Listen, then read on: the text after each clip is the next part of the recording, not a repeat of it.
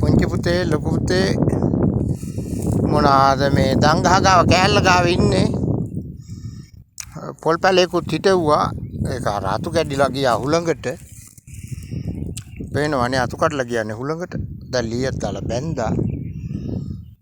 Bell කෑල්ලම වපුරලා තියෙන්නේ. හොඳයි පේනවනේ ෂෝලියේ යගේ මගේ බෙල් කෑල්ලම වපුරලා තියෙන්නේ. දැන් මං ගිහිල්ලා මේ දංගහ ගා මේ ලුණුමං කැටේ කෑල්ල ගාවට ගිහිල්ලා එකක් ගන්නවා.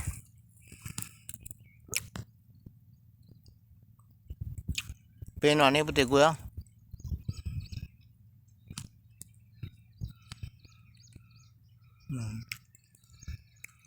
ඔය තියෙන්නේ මේ දංගහ දම්පැලි.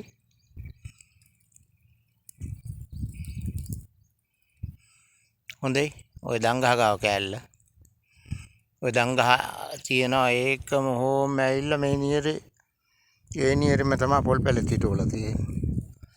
හොඳයි මම මේ දංගහ ගාව කෑල්ල ඉන්නේ. අර කෑල්ලටත් ගිහිල්ලා වීඩියෝ කෝල් එකක් ගන්න. දැන් පැල ලොකුයි. පේනවනේ දැන් දවස් 7ක් විතර වාගේ වෙනවා වපුරලා. හොඳයි හරි එහෙනම් මන් තියෙනවා.